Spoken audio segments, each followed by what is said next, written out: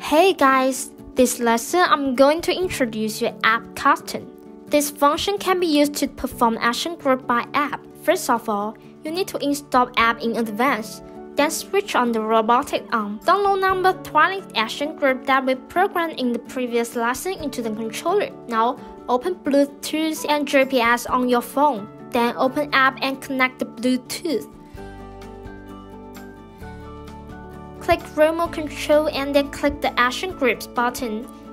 Fill in the action group name and action group number in the pop-up window.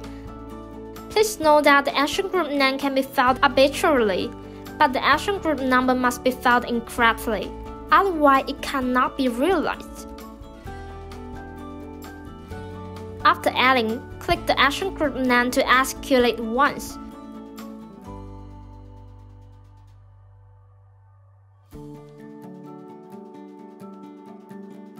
You can slide or long press the action name buttons and click delete button to modify or delete action group. Okay, this is the end of the video. Please have a try.